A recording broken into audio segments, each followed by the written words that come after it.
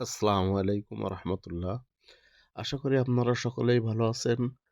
আজকে দেখাবো যে একটি আইসি কিভাবে ক্লিন করতে হয় এবং কিভাবে এটি রিবলিং করতে হয়, রিবলিং করে কিভাবে বসানোর উপযোগী করা যায়।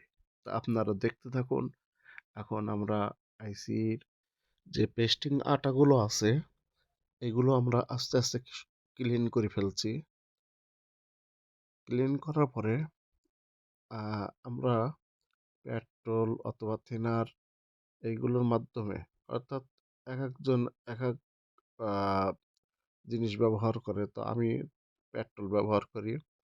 পেট্রোলে আমার কাছে যেন বেশি পরিষ্কার লাগে, বেশি পরিষ্কার হয়।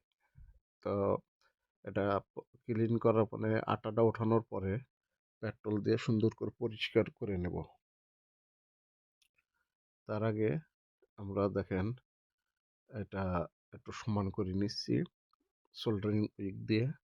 এখন দেখেন কত সুন্দর হয়ে গেছে। এরপরে আমরা এটা খুলে দেখেন পেট্রোল দিয়ে পরিষ্কার করে নিয়েছি, সুন্দর হয়েছে। তো এখন আমরা এখানে পেস্ট দিয়ে নিচ্ছি, রিবলিং পেস্ট। এটা হলো আমি 183 ব্যবহার করি। তো দেখতে থাকুন আপনারা। আমাদের এই পেস্ট লাগানো হয়ে গেছে, বিজিএ পেস্ট। তো এখন আমরা হিট দিচ্ছি। হিট